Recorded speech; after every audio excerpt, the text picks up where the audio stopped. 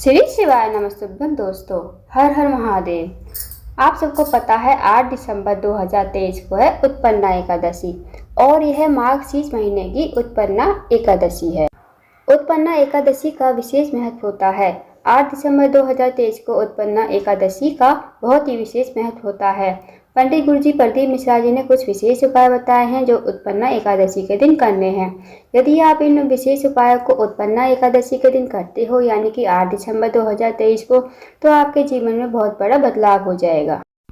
यदि आप उत्पन्ना एकादशी वाले दिन इन उपायों को करते हो तो आपके जीवन से सारी परेशानी दूर हो जाएंगी, चाहे वो धन से संबंधित हो, नौकरी से संबंधित हो, या फिर आर्थिक तंगी से परेशान, व्यापार में बढ़ोतरी नहीं हो रही, या कोई बड़ी बीमारी है जो बीमारी खत्म ही नहीं हो रही, सारा पैसा जो है बीमारियों में जा रहा है, तो इन विशेष उपाय को जरूर कीजिएगा। आइए जानते हैं उपाय कैसे करने हैं।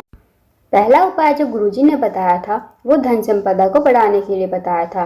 यदि आपके घर में पैसों की दिक्कत है, धन की कमी है, आर्थिक समस्या से परेशान हो, धन से कोई जुड़ी समस्या है, तो इस उपाय को आप एकादशी उत्पन्ना एकादशी वाले दिन कर सकते हो, यानी 8 दिसंबर 2023 को।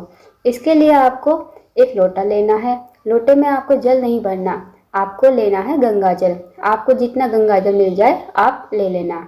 उसके बाद आपको 7 बेलपत्री लेनी है।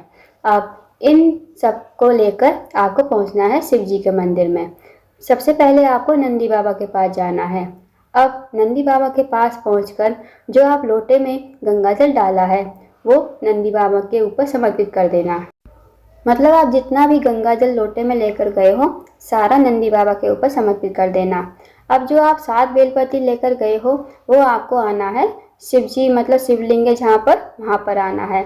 अब ये 7 बेलपत्री आपको श्री शिवाय नमस्तुभ्यम कहते हुए शिव जी पर समर्पित कर देनी है। फिर आपको विनती करनी है। आपकी कोई भी धन से जुड़ी समस्या है, कोई भी दिक्कत है, तो आप विनती करके घर आ जाना। बस ये छोटा सा उपाय है, इस उपाय को जरूर कीजिएगा उत्पन्ना एकादशी वाले दिन। आइए अब जानते हैं दूसरे उपाय के बारे में। दोस्तों, गुरुजी ने दूसरा उपाय जो बताया है वो किसी भी मनोकामना पूर्ति के लिए बताया है। चाहे आपकी मनोकामना नौकरी से संबंधित हो, या इंटरव्यू पास नहीं हो रहा है, या फिर कोई परीक्षा है, एग्जाम है, आप परीक्षा पास नहीं कर पा रहे हो, तो ये उपाय आप लोगों के लिए। आपकी कोई भी मनोकामना हो इस उपाय को कर सकते हो उत्पन्ना एकादशी वाले दिन। यह उपाय आसान है, सरल है, इसके लिए कुछ भी नहीं करना। यह उपाय आपको प्रातःकाल के समय करना है। अब आपको एक लोटा जल भरना है। जल को घर से ही भरकर लेकर जाना है। अब आपको शिव जी के मंदिर में पहुंचना है। जब आप डेली शिव जी के मंदिर जाते हो, जैसे पूजा अर्चना करते हो वैसे कर लीजिए। जैसे आप जल चढ़ाते हो, फल फूल जो भी चढ़ाते हो, दीपक लगाते हो, सब पूजा अर्चना कर लीजिए। उसके बाद आप इस उपाय को कीजिए। अब आपको आसन लगाना है, आसन पर बैठ जाना है। फिर आपको हाथ जोड़कर आंखें बंद कर 3 बार नाम बोलना है, सुवधा सुवधा सुवधा। ये 3 बार बोलना है और अपनी मनोकामना कहनी है, भगवान से विनती करके।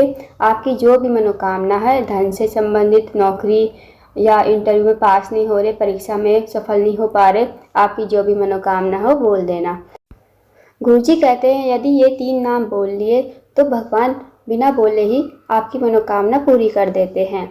अब जो महिलाएं या बहनें मंदिर नहीं जाती, वो ये उपाय घर पर ही करना चाहती हैं, तो वो महिलाएं या बहनें शब्दा स्त्रोत के 12 श्लोक आते हैं, वो उत्पन्ना एकादशी के दिन इन 12 श्लोकों को पढ़ सकती हैं प्रातःकाल के समय रसोई घर में। जहाँ पर पितरों का स्थान होता है वहाँ पर प्रातःकाल के समय शब्दा स्त्रोत के 12 श्लोक पढ़ सकती हैं। उनकी जो भी मनोकामना होगी वो जरूर पूर्ण होगी। जब वो 12 श्लोक पढ़ ले तो आप अपनी मनोकामना वहीं पर बैठे बैठे कह दें, आपकी मनोकामना जरूर पूर्ण होगी।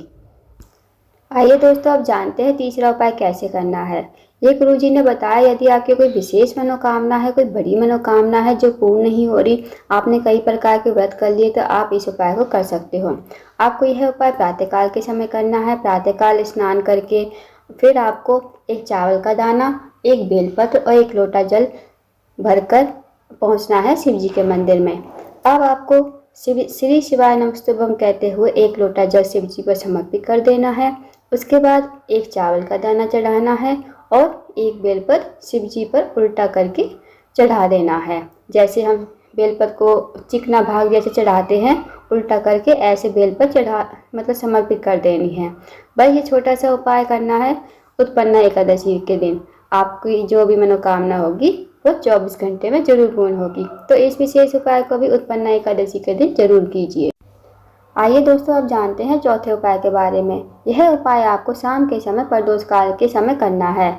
इस उपाय के लिए आपको फूलों की आवश्यकता होगी। या तो आप कनेर के फूल ले लीजिए, आपको जितने मिल जाए उतने, या फिर गुलाब के, नहीं तो आप सफ़ेद फूल भी ले सकते हो। सफ़ेद फूल में आप केतकी का फूल मत लेना।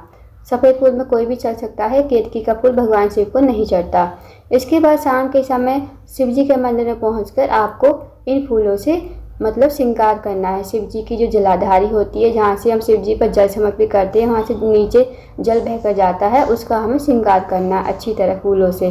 बस ये आपको छोटा सा उपाय करना है। और फूलों से श्रृंगार करने के बाद आपको 2 मिनट वहाँ पर बैठना है और कुछ मतलब मनोकामना कुछ नहीं बोलनी है आपको, बस ये उपाय करना है। 2 मिनट वहाँ पर बैठ जाना, या तो आप मंत्र को जाप कर लेना। जो व्यक्ति उत्पन्ना एकादशी वाले दिन शिवलिंग का श्रृंगार करता है, उससे तो महादेव बहुत जल्दी प्रसन्न हो जाते हैं। तो इस विशेष उपाय को जरूर कीजिएगा। आइए जानते हैं अगले उपाय के बारे में। दोस्तों, यह उपाय गुरुजी ने उत्पन्ना एकादशी वाले दिन भी करने को बताया था। यदि आप भगवान शिव से कुछ मांगते हो तो वो जल्द ही आपकी मनोकामना जरूर पूर्ण करेंगे।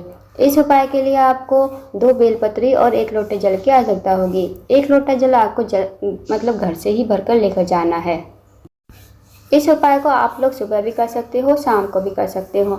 इस उपाय को ज़रूरी नहीं है कि सुबह के टाइम ही करो या शाम के टाइम ही करो, आपको जब टाइम मिल जाए जब करो, या तो सुबह या शाम। फिर आपको इस उपाय के लिए 2 बेलपत्री की आवश्यकता होगी और 1 लोटे जल की। अब आपको इन सब को लेकर पहुंच जाना है शिव जी के मंदिर में। अब जैसे आप शिव जी की पूजा करते हो प्रातःकाल के समय, वैसे कर लीजिए जैसे आपको करनी है। फिर आप उसके बाद आप जो 2 बेलपत्री लेकर गए हो, फिर आपको जो 1 बेलपत्री है वो चढ़ानी है माता स्वसुंदी के स्थान पर। जो बेलपत्री की डंडी का मुख होगा वो जलाधारी की तरफ होगा और पत्ती का मुख जो होगा वो शिवलिंग की तरफ होना चाहिए। इसी प्रकार दूसरी बेलपत्र जो आपको चढ़ानी है वो शिवलिंग के ऊपर समर्पित करनी है।